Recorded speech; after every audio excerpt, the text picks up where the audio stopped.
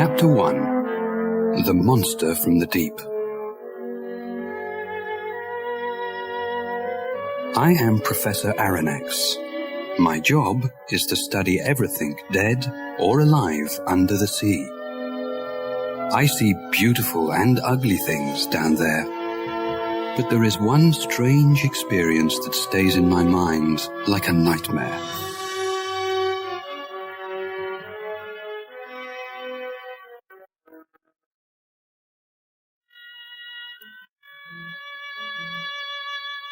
It was 1867. Some sailors said that they saw a dangerous giant monster living in the cold waters of the ocean. Some ships tried to find it and kill it, but they never returned.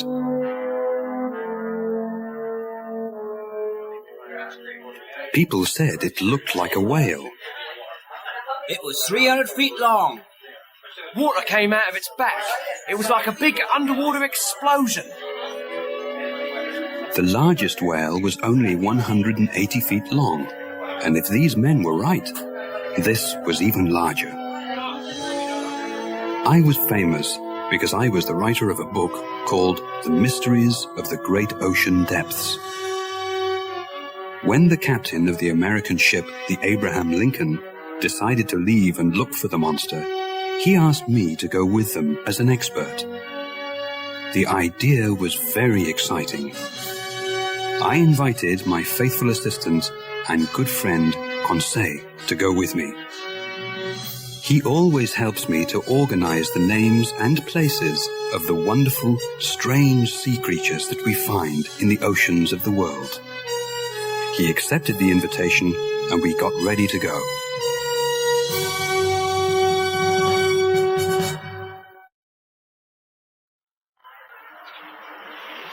The Abraham Lincoln left New York Harbor on the 3rd of July, 1867. 500,000 people were there to say goodbye. Ned Land, the famous whale killer, was also on the ship. Farragut, the captain of the ship, was a strong and brave man. When we first met, he shook my hand and smiled at me. Don't worry, the ocean isn't big enough for both the sea monster and me. I'll kill it or it'll kill me. All I know is that one of us will die. I didn't like this idea, but I didn't say anything at the time.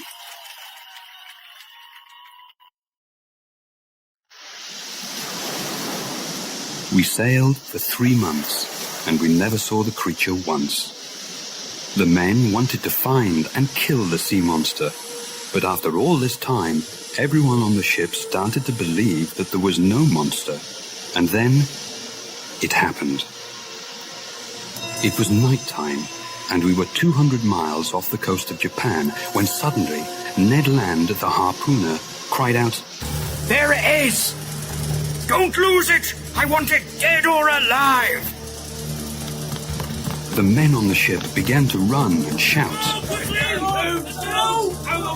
Get the rope! Prepare the cannons! The creature looked as if it was asleep. We could see it because there was a strange light under the water. Then, a cannon fired at the monster. A cannonball hit it, but it didn't move. Captain Farragut didn't know what to do. My God! If a cannon can't kill this monster, what can? Just then, I saw Ned Land with his harpoon in his hands climbing to the front of the ship. Everyone watched him silently. I saw the harpoon leave his hand and hit the giant creature right in its back. Water shot out of the wound. Its force knocked me right out of the ship into the dark, cold ocean.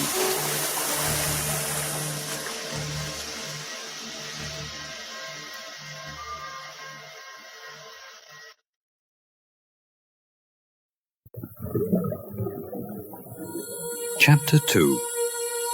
Saved from the Ocean. I found myself underwater. It was very cold, and I tried hard to get to the top and breathe. When my head was finally above the waves, I saw that the Abraham Lincoln was more than 100 feet away. Help! Help! No one could hear me. My clothes felt heavy in the water. I felt something touch me on the leg. I was terrified. I thought it was a shark, or even the monster. Sir, are you all right, sir? Thank God. It was my faithful assistant, Conseil. Conseil, my boy, what are you doing here? When I saw you fall into the water, sir, I felt it was my duty to follow you. But why did you risk your life to save mine? Your life, sir, is more important than mine. Thank you. You are a true friend. But what happened to the ship? I'm afraid the whale hit the ship, sir. It can't turn around. It was true. The Abraham Lincoln moved away from us. It couldn't turn back. It was dark, and we knew that we had to stay in the water for the night. We hoped that in the morning, someone from the ship could see us, if we were still alive. We were tired. We tried to help each other swim. The moon came out from behind the clouds, and we saw that the Abraham Lincoln was too far away. Just then, we felt we couldn't swim any longer. At that moment, I touched something hard. I thought it was a rock, but then I realized it was metal. Conseil and I held onto it, and then we heard a voice. Hey, hey! Over here! It was Ned Land's voice, but we couldn't see him. We tried to move onto this strange metal object to get close to him. It's me, Ned! Ned Land! Did you fall into the water too? I sure did, and it was a good thing I landed on this. I landed on the monster. Monster? You mean we're on the monster? Yes, and it's moving. Only it's no monster, it's a ship. He was right. What all of us thought was a large whale was a 300-foot-long underwater ship.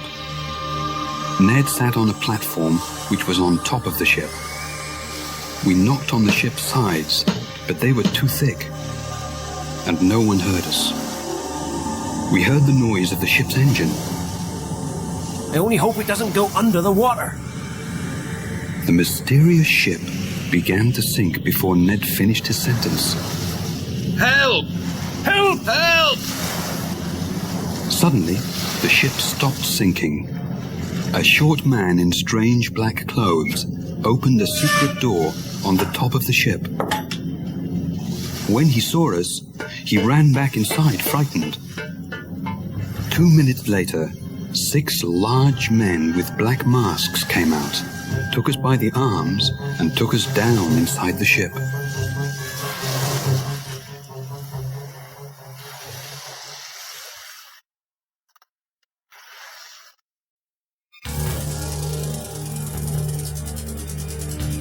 Chapter 3.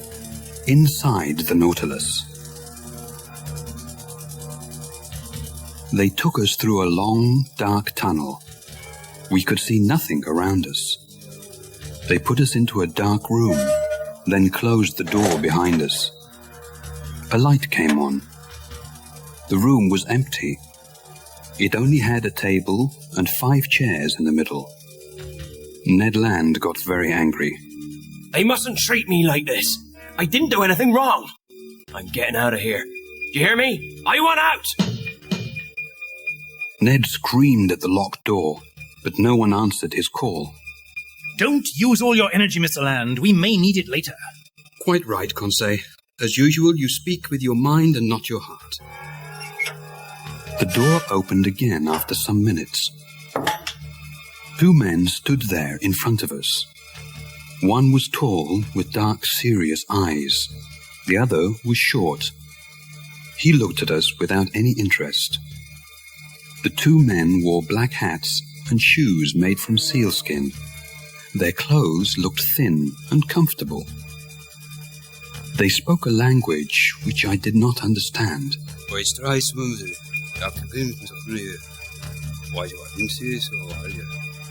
spoke to them in French, German, and English. I told them our story, but they did not seem to understand. Mr. Land got angry again.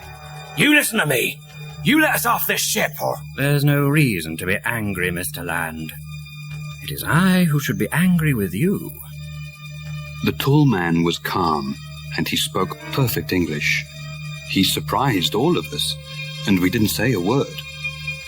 You are on the Nautilus. I am its captain, and my name is Captain Nemo. This ship and my own life is a secret to the outside world. I do not want to see that world again. I live here under the sea. You will stay here with me, but you will have the same freedom everyone else on the ship has. What does that mean, Captain? That means that you are free to see all the wonderful things under the sea. No man in your world can ever see these things. I am saying, gentlemen, that you are very lucky. You mean we'll never go home again? That's impossible. Mr. Land, you gave me no choice. I do not want anybody to know my secret. You attacked my ship. You found me. Now you must do what I say. Ned Land was not happy at all. I can only say that I was very interested in this strange man. Where did he come from? Why did he leave our world? Captain Nemo spoke to the short man in their strange language. Then the short man left us. Then he tried to be friendly. You will not find life on the Nautilus so bad. We have wonderful food, and your rooms are very comfortable. The captain showed Ned and Conseil to their rooms, but he stopped me for a moment. Professor, may I show you something? Why, of course. Captain Nemo took me down to the bottom of the Nautilus, where there was a room like a large museum. It had pictures by famous painters on the walls and glass cases with beautiful shells from the sea. I read your book, Professor. You know a lot about sea life. You see, I enjoy sea life. You have things here that most people only read about, Captain. Well, I enjoy this room, but what I really prefer is looking out there. The captain pressed a button, and two of the walls opened up.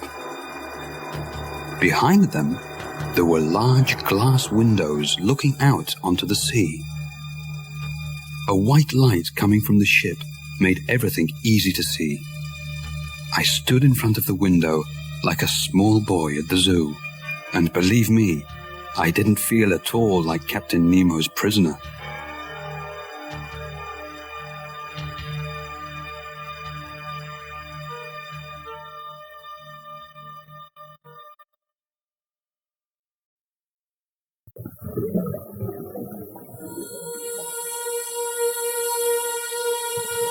Chapter 4. Outside the Nautilus.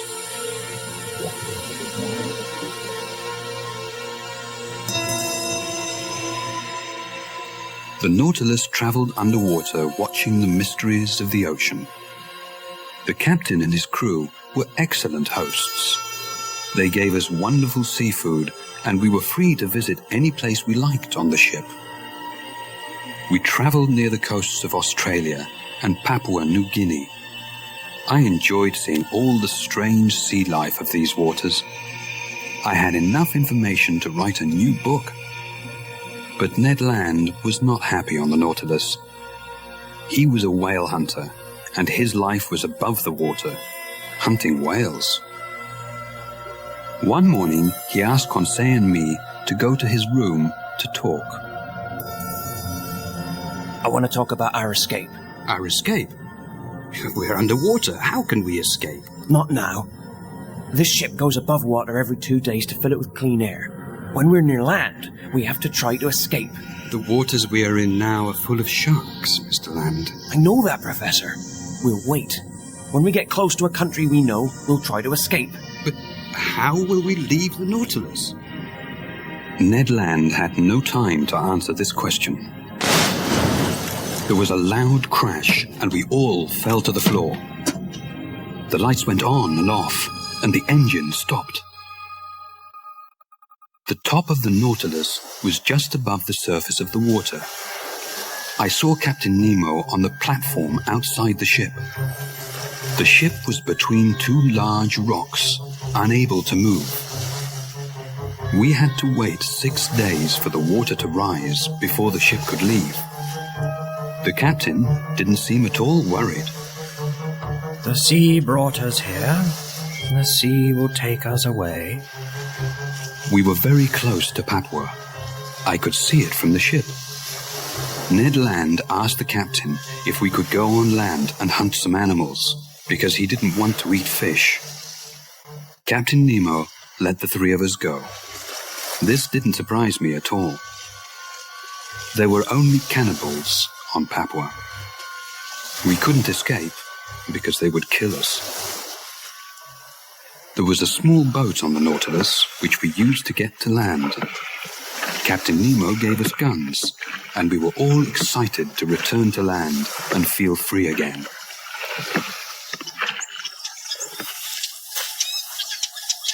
The beach of Papua was beautiful. It had soft, white sand and 200-foot-tall palm trees. We found bananas and coconuts, and we made a small camping area for the day. Some wild animals came out of the forest and ran away. Conseil was at first frightened. I thought they were the cannibals. Don't worry, Conseil. It's not yet lunchtime. We all laughed, then continued looking for fruit and vegetables. We walked through the tropical forest. We were so excited by this new adventure that we forgot where we were walking. We were far from the beach. I felt something small hit my head. I think I was hit by a rock. A rock? There's another. Suddenly, we saw others moving through the forest. Professor, sir, we are not alone. There were cannibals everywhere. We ran back to the beach. They followed us. They carried spears and shouted in a strange language.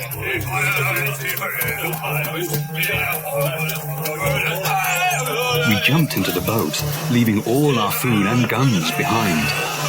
They got into the water after us. Some of them came in their own boats. They threw spears at us, but they all missed. We jumped back on the Nautilus and went below. I found Captain Nemo in a small room next to the museum. He was playing the piano. Captain, there are cannibals outside the Nautilus. The sea, Professor, and music make me feel very peaceful. Captain, did you hear me? I did, and there is no reason to worry. The Nautilus is perfectly safe from those outside it. The captain left the piano and went out of the room. He and some of his men went up and opened the outside door of the Nautilus.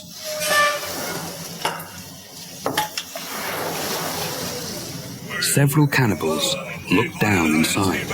One tried to get in, but when his hand touched the ship, he screamed.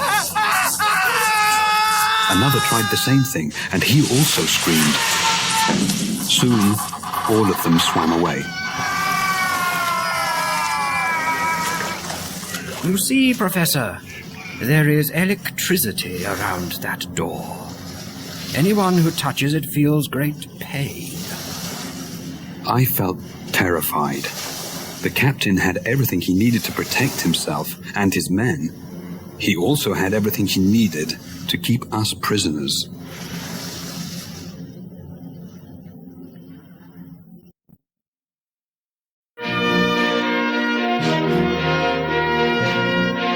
Chapter 5: An Underwater Cemetery. The Nautilus was finally free of the rocks near Papua. We now traveled east, past Australia, and into the Indian Ocean. Life on the ship was normal again. We sometimes stopped on the ocean floor and walked outside the ship. We wore special suits. They had large glass heads with special tanks filled with air so we could breathe. Ned Land still wanted to escape, and he thought about it every day. But now that we were in the Indian Ocean, there was nowhere to escape to.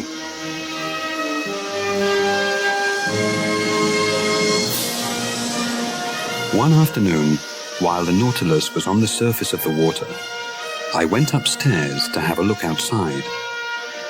I saw Captain Nemo looking through a telescope at something far away. He said something to one of his men, and the man went downstairs quickly. The captain looked very serious. I had a small telescope with me, so I put it up to my eye to see what he was looking at. At that moment, I felt a strong hand knock the telescope away from my eye. Professor, I want you to go below. You, Mr. Land, and Mr. Conseil will stay in your rooms until I say you can leave. May I ask why? No. There was nothing more to say. Captain Nemo was upset about something, and he had the power to tell us what to do. I went to my room quietly. They served our dinner in our rooms. I fell asleep quickly. When I woke up, I thought that they put something in our food to make us sleep. The next afternoon, Captain Nemo suddenly opened my door. He came in with one of his men. He looked very worried. Professor, do you know anything about medicine? Do you mean, am I a doctor? Yes. I know some things. Why? I have a man who needs help. Could you have a look at him? Of course. Captain Nemo took me to a room where there was a man lying on a bed. He had white bandages on his head. There was blood on the bandages, and the man looked very sick. He was cold and white. I told Captain Nemo that he would not live. The captain's face changed. He looked very sad, and there were tears in his eyes. May I ask what happened? The captain turned away from me. What does it matter? A man will die. Isn't that enough? Captain Nemo surprised me. At times he could be cold and serious. Then he could cry for a member of his crew. You can go, Professor.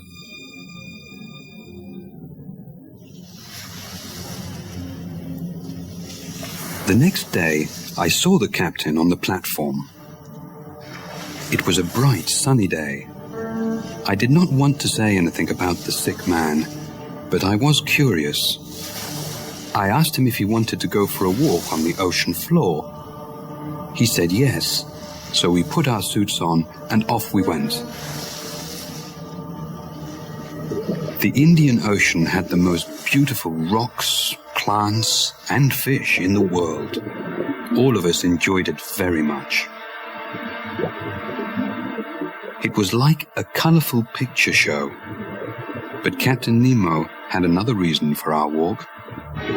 I saw that his men carried something long and flat in a bag.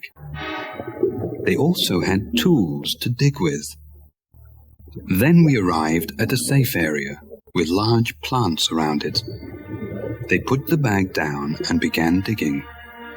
At that moment, I understood everything. They were going to bury the dead man. When we returned to the Nautilus, I told Captain Nemo that his man was safe where he was. Not even sharks can go there, Captain. Or men, Professor.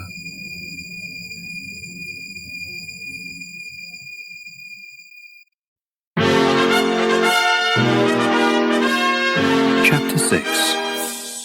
The Giant Pearl and the Shark.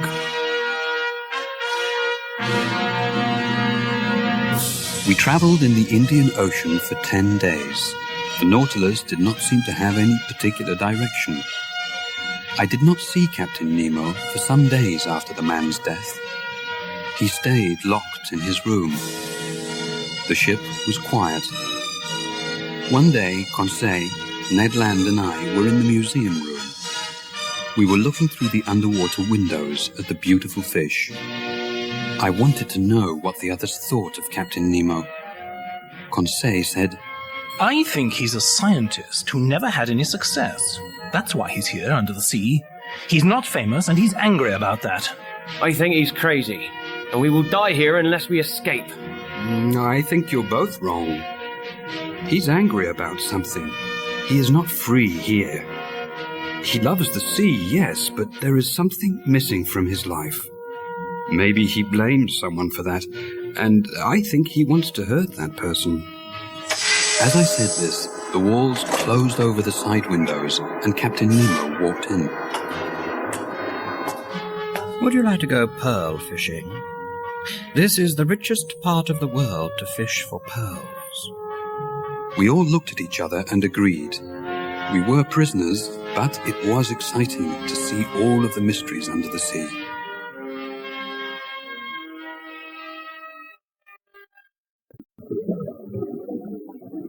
The ocean near India has thousands of oysters. The pearls inside them can cost hundreds of dollars. There are many sharks in these waters, and it's very dangerous to go looking for pearls there. I didn't like the idea of sharks. We only had small knives to fight them with. Ned Land had his harpoon with him, but he was very busy trying to collect as many oysters as he could. Captain Nemo took us to a small cave. Inside it, I saw an oyster over 6 feet wide. It had a pearl inside it as big as a coconut. I wanted to take it back to the ship with us. It was the only one of its kind in the world.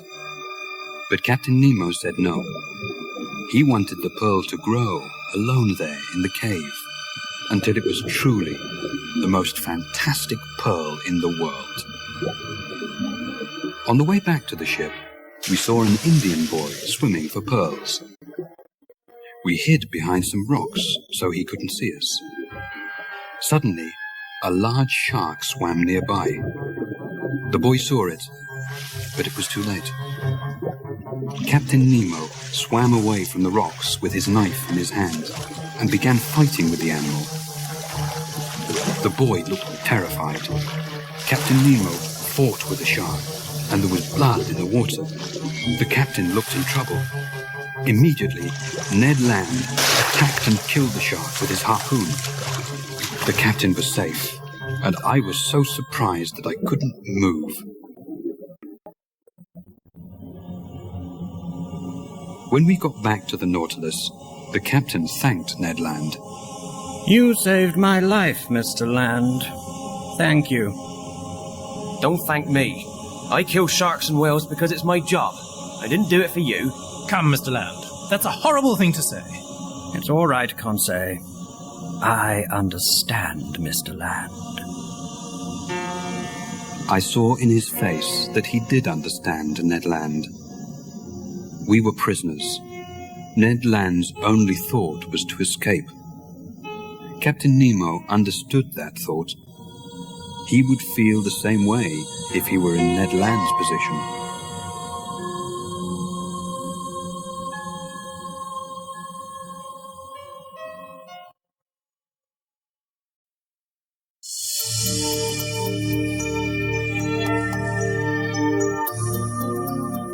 Chapter 7.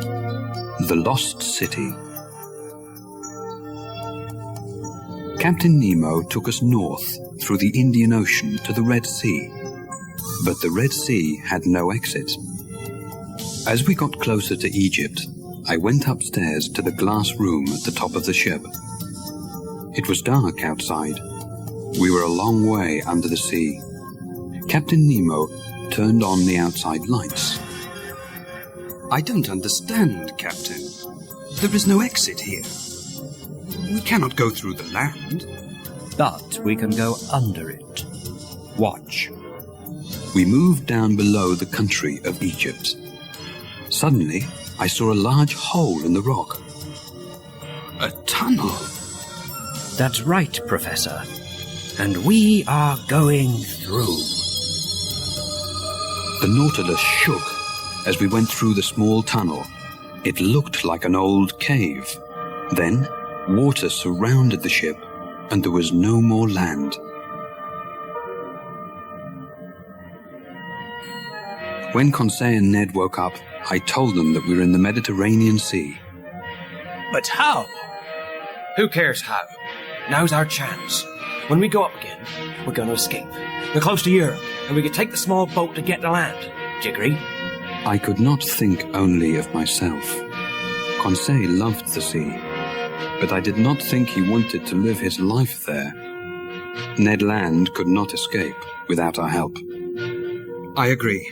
Only tell me when you are ready. But the Nautilus did not go near the surface of the water again for some time. In fact, we went further down. Ned Land stayed in his room. I felt sorry for him, but I loved the sea. For many hours, I stood in front of the window in the museum. We sailed through the Mediterranean Sea and entered the deep, mysterious Atlantic Ocean. The ocean became dark, and we continued to go further and further down. Captain Nemo came into the museum as I studied the ocean floor. I have a little surprise for you, Professor. As he said this, a bright light appeared from behind the mountain of rocks in front of us. What is it? Just watch. We came closer to the light, and I could see trees on the ocean floor. That's not possible. The Nautilus moved up over the mountain, and I saw that the light came from an old underwater volcano.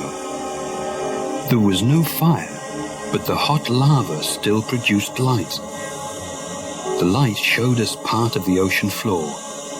There were stone houses and ancient temples on it. I did not understand how such things could be there.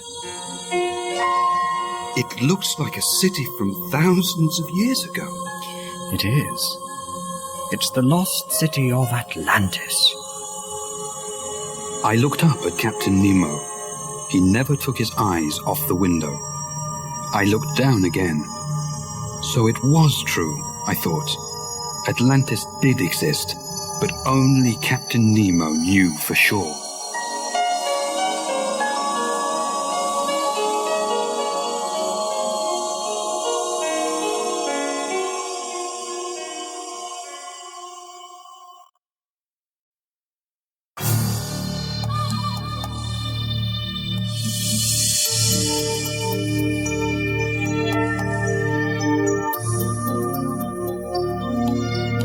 Chapter 8. The Giant Squid. We travelled through the Atlantic Ocean down to the South Pole. We went under the ice and came out on the other side. Imagine what we saw. Penguins, whales, polar bears, dolphins, icebergs. It was like a dream, and we saw it from the inside of the Nautilus. We continued up the coast of South America. Finally, we came to the warm waters near the Bahamas. Who could be unhappy? Only one person, Ned Land. Conseil, Ned and I were in the museum, looking out at old stone walls, 5,000 feet under the sea. There are giant squid in the holes of those walls. Come, Professor. You don't believe that, do you? What giant squid, sir? Well, the giant squid is really just a story. Many people like to tell stories about giant squid, but no one knows if they're true. But I know one man who said he saw one. How long was it? 20 feet. Did it have 8 tentacles like snakes coming out of a big round head? Yes. And did it have a mouth and nose like a bird's? Yes. Why, Conseil? Because I think I see it right there. I looked out of the window, and there was a 25-foot giant squid. It moved close to the Nautilus, and it hit the window with its long tentacles. The Nautilus was too strong for it, but it was a very frightening creature. Soon, Other, smaller squid came near the window. They all wanted to attack the ship. They did not know what it was. Suddenly, the Nautilus stopped. Captain Nemo came into the museum. Is something wrong, Captain? Yes. One of those ugly creatures is caught in our propeller. What can we do? We can take the ship up, then try to free the monster. Captain Nemo never thought of danger. He thought nothing could stop him, his men, or his ship. We all went upstairs. Captain Nemo gave us all axes to cut the squid's tentacles if they attacked. One man went to open the door to the platform. As he opened it, a long, thick tentacle of the giant squid came inside like a snake and pulled the man outside. We all ran up the stairs. Outside, 6 or 7 small squid moved along the top of the Nautilus, throwing all their tentacles at the ship and its men. We fought them with our axes, but the large one, the one with Captain Nemo's man in his tentacle, stood holding the man in the air. The man cried for help. I was surprised he spoke English. Captain Nemo attacked the giant squid with his axe. He cut off some of its tentacles. I thought Captain Nemo would save his man. Then I saw Ned Land with his harpoon in his hand. I thought he was going to kill the captain. Ned, don't! But I didn't need to stop him. One of the smaller squid knocked the harpoon out of his hand and threw Ned down. The squid was about to pull him into the sea. Captain Nemo saw this, cut off the squid's tentacle, and saved Ned Land. You saved my life! Didn't you do the same for me? Yes, but... Captain Nemo did not wait for the answer. He turned to help his own man, but it was too late. The giant squid shot black ink out of its body, and none of us could see anything. When we cleaned our faces and our eyes, the squid was gone, taking the man with it.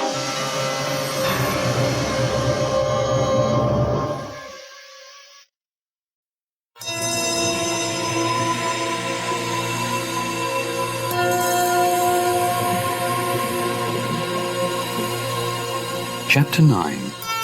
The Battle. The Nautilus was quiet again. The only sound we could hear was the ship's engine. Captain Nemo stayed in his library. I didn't see him for several days. The same thing happened after the death of one of his men. I thought there was something more to this. Maybe Captain Nemo thought that soon all his men would die, and the Nautilus and his secrets would be lost. Ned Land could not wait any longer.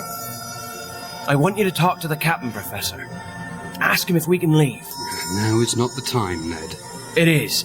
If you don't speak to him, I'm going to do it myself. All right, Ned. I'll do it. When? Soon. No, Professor, now. I had no choice. Ned Land lost his temper, and I thought Captain Nemo might listen to me and let us go. I found the captain in his library. He stood and looked at a picture of a young woman with 2 small children. He didn't hear me go in. He looked very sad. Who was this woman? Was it his wife? My leg hit a table, and Captain Nemo turned round. I'm sorry, Captain. I came to speak to you. Not now, Professor. I'm afraid it's important.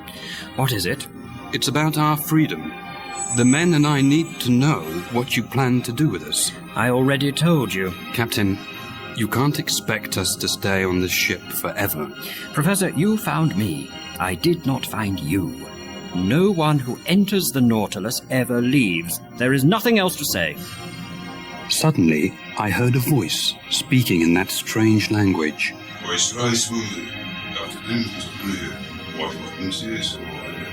The voice came from another room. It was one of the captain's men.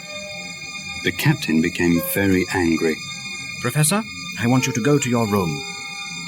I left the captain, but I didn't return to my room. I went upstairs to the platform. There I found Ned and Conseil. Sir, it's a ship. There was a ship traveling very fast towards us. Hey, we're over here! Ned Land tried to call the ship over. The ship answered with cannonball. They're firing at us! Hey, over here! Don't shoot! Suddenly, Ned Land saw Captain Nemo.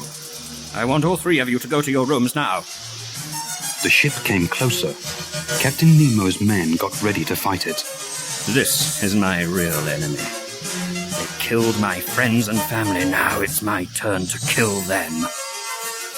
Captain Nemo put a black flag on the Nautilus, with a yellow N in the center of it. We all went down inside the ship.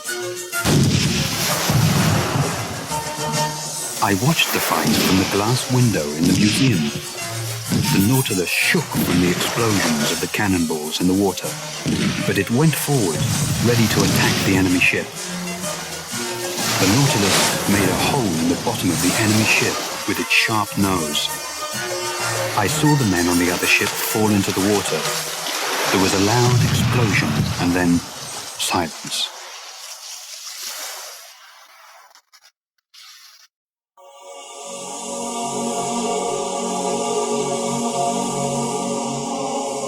Chapter 10. The Whirlpool.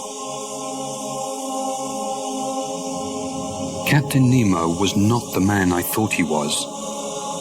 I had respect for him as a scientist, but he murdered those men on the other ship.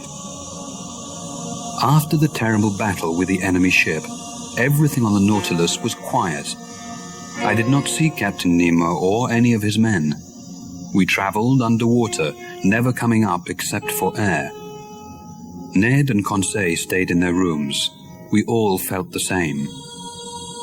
Now, the adventure of the Nautilus was not exciting or interesting. It was ugly and deadly. The only thing we wanted was to escape. Ned Land came into my room one night and woke me up. We were in the North Sea, near the coast of Norway. Professor, wake up. The boat's ready. Now is the time. Can you see land? Yes, about 20 miles away. We have to try. I agree. I'll go up first. Conseil is there. Wait for 2 minutes, then come up after me. If anyone stops you, kill him. Ned Land put a fishing knife in my hand and left the room. I looked around one more time. This was my home for 9 months. For most of that time, I enjoyed it, but now I had to leave. As I walked through the museum to the stairs, I heard music coming from Captain Nemo's library. I listened to him playing the piano, and I thought I heard him say, "Enough, oh God, enough." Those were Captain Nemo's last words.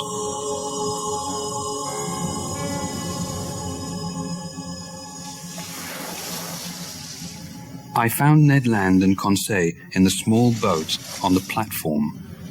Ned worked quickly to set it free. The Nautilus suddenly began to turn round in circles.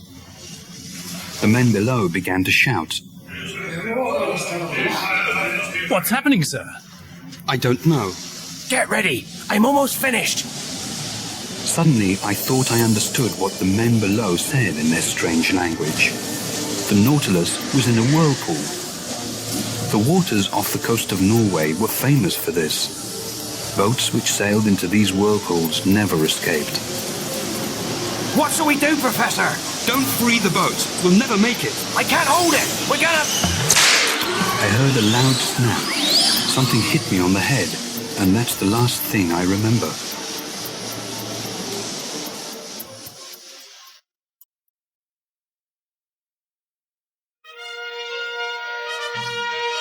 I am writing this now some months later. I am safe now. The whirlpool threw our boat away from the Nautilus. Some fishermen found us and took us to the shore.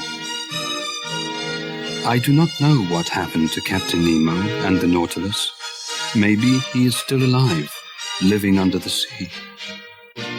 All I know is that we traveled 20,000 leagues under the sea. from the Pacific to the Indian Ocean, through the Red Sea and the Mediterranean, across the Atlantic and to the North and South Poles. I saw things that no man from my world will ever see. It was a strange and wonderful adventure, one I will never forget.